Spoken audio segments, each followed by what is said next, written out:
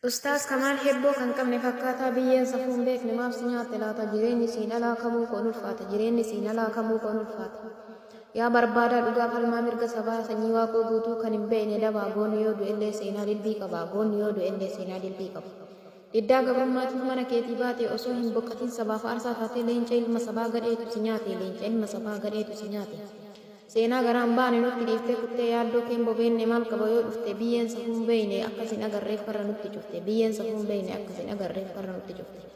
kamuu koo sidhamnee mogoleen nu buute duuti safuun beekne nu jalaa si fuute nuuf jirta soo jennuu sidhamneechi buute nuuf jirta soo jennuu sidhamneechi buute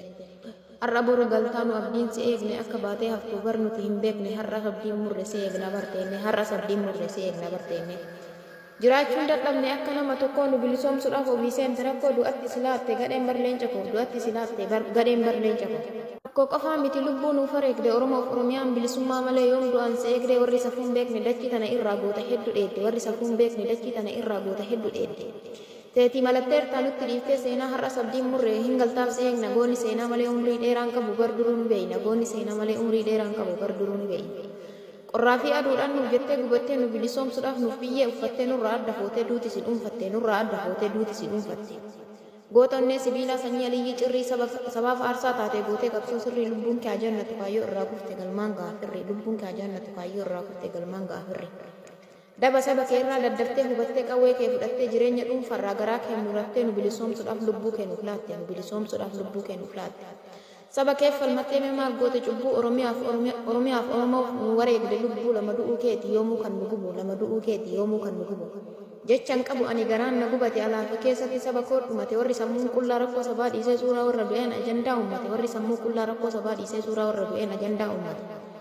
akka keenyaaf miti akka rabbiif jirra oromummaa dhiifnee amantii fi kutaa gandummaa walirraa warra seenaan qabne guute dachii irra warra seenaan qabne guute dachii irra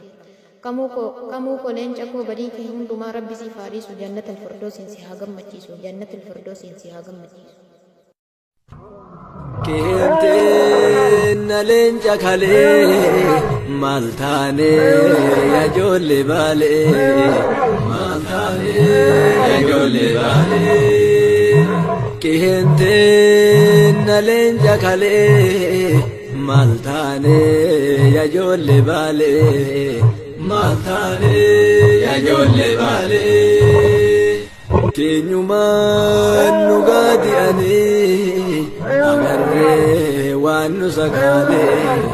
agarree waan nu sakaalee agarree waan nu awwaalee